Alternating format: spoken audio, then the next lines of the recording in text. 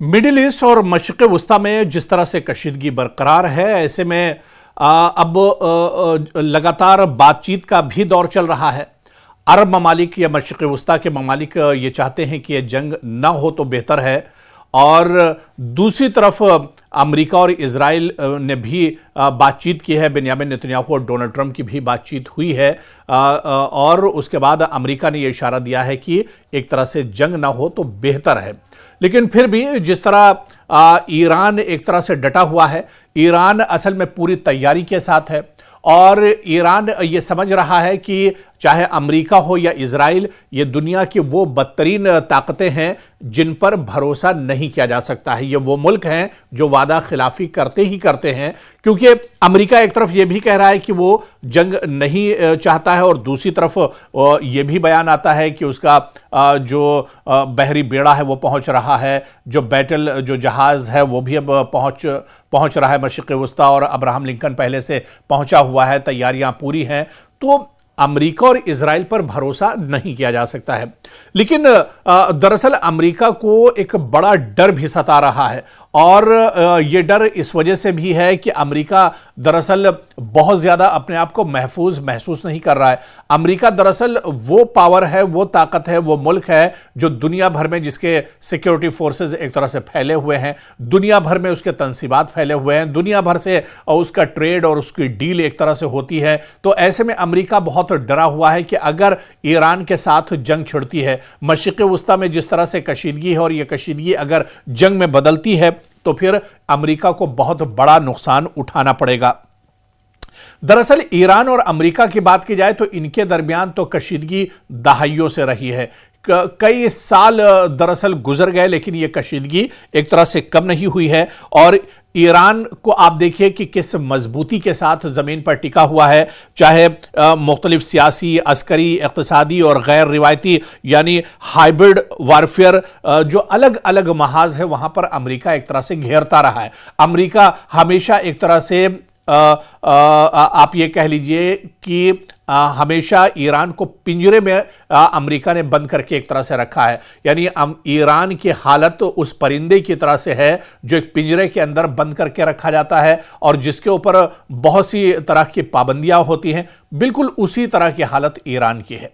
लेकिन क्या मौजूदा वक्त में ईरान की हालत इसी तरह की है, या मौजूदा वक्त में ईरान के हालात जो हैं बदल चुके हैं? अलग अलग महाजों पर, चाहे सियासी महाज की बात करें, अक्सरी महाज की बात करें, इक़्तिसादी महाज की बात करें, क्या इन पर ईरान अब एक तरह से बदला हुआ ईरान है? ईरान की सूरत हाल अब बहुत ज्यादा बदल चुकी है, इसे भी हम समझने की कोशिश करेंगे, क्योंकि अब जिस तरह से पहले अमेरिका ईरान को परेशान कर रहा था, ईरान पर दबाव बनाने की कोशिश कर रहा था, अब हालिया दिनों जो कुछ देखा गया, और खासतौर से इजराइल के साथ जो जंग ईरान की हुई थी, उसके बाद अब एक नया ईरान देखने को मिल रहा है।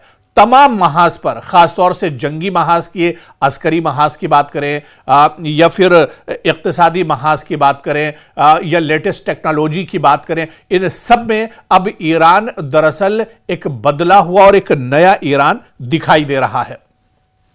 और यही वजह है कि अमेरिका के सामने एक बहुत बड़ा डर है, और जो सबसे बड़ा डर अमेरिका के सामने है वो है मशरिक़ वस्ता में प्रॉक्सी नेटवर्क को लेकर। जी हां, मशरिक़ वस्ता यानी मिडिल ईस्ट में जो प्रॉक्सी नेटवर्क है, उसको लेकर अमेरिका बहुत ज्यादा डरा हुआ है। अमेरिका यह जानता है कि अगर ईरान के साथ जंग शुरू होती है, लड़ाई शुरू होती है, तो ईरान प्रॉक्सी वॉर एक तरह से छेड़ देगा।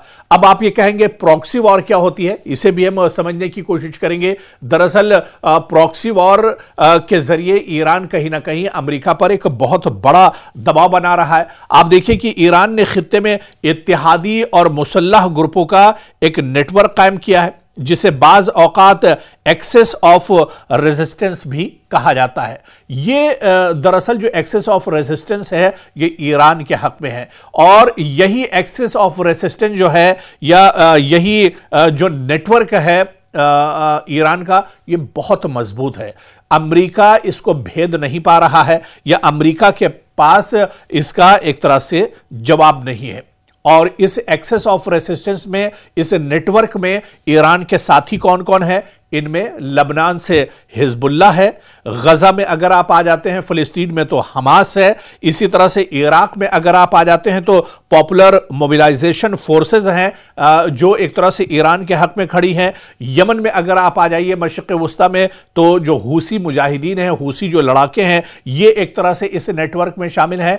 तो ये नेटवर्क दरअसल बहुत मजबूत है, यानी जिस नेक्सस की हम बात कर रहे थे या फिर जिस प्रॉक्सी नेटवर्क की हम बात कर रहे थे, ये प्रॉक्सी नेटवर्क मशरिक़ वुस्ता में ईरान का बहुत मजबूत है और इसी प्रॉक्सी नेटवर्क को अमेरिका दरअसल नहीं भेद पा रहा है। हालांकि कभी हमास को तोड़ने की कोशिश की जाती है, कभी हूसियों को खत्म करने की कोशिश की जाती है, कभी हिजबुल्लाह को खत्म करने की कोशिश की जाती है, कभी पीएमएफ जो है यानी पॉपुलर मोबिलाइजेशन जो फोर्सेस इराक में है, कभी इन्हें नेस्तो नाबूद करने की कोशिश अमेरिका और इजराइल की तरफ से होती रहती है। लेकिन फिर भी ये जो प्रॉक्सी नेटवर्क है ये पूरी मजबूती के साथ एक तरह से खड़ा हुआ है।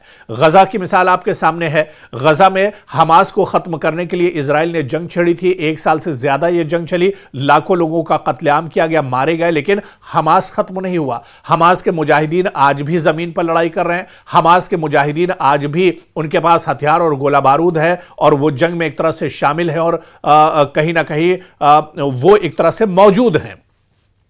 और इसके अलावा हूसी बाकी जो बहुत बड़ी जिनकी तादाद नहीं है, हूसी जो लड़ाके हैं, आप देखिए हूसी मुजाहिदीन आज भी मौजूद हैं और इजराइल और अमेरिका की नाक में दम किए हुए हैं। इसी तरह से ये जो प्रॉक्सी जो नेटवर्क है ये दरअसल ईरान का बहुत मजबूत है मशरिक़ वुस्ता में, और इसी प्रॉक्सी नेटवर्क को लेकर अमेरिका बहुत परेशान है। इसी प्रॉक्सी नेटवर्क को लेकर इजराइल एक तरह से बेचैन नजर आता है और माहिरीन और एक्सपर्ट यह कहते हैं कि अगर ईरान और अमेरिका के दरमियान जंग शुरू होती है तो जो सबसे बड़ा नुकसान होगा अमेरिका का वो यही प्रॉक्सी नेटवर्क करने जा रहा है। और ये जो छोटे छोटे ग्रुप, जो छोटे छोटे लड़ाका ग्रुप हैं, जो मुजाहिदीन हैं, यानी हूसी मुजाहिदीन की बात करें तो अरब सागर के अंदर, रेड सी के अंदर ये बहुत खतरनाक माने जाते हैं। इसी तरह से हमास की बात करें तो फिलिस्तीन और पूरे मशरिक़ वुस्ता में इनका दबदबा एक तरह से माना जाता है। फिर इराक में आइए तो पॉपुलर मोबिलाइजेशन फोर्सेस बहुत मजबूत मानी जाती हैं और इसी तरह से हिजबुल्लाह, लबनान का हिजबुल्लाह जो ग्रुप है वो तो बहुत ही खतरनाक ग्रुप है।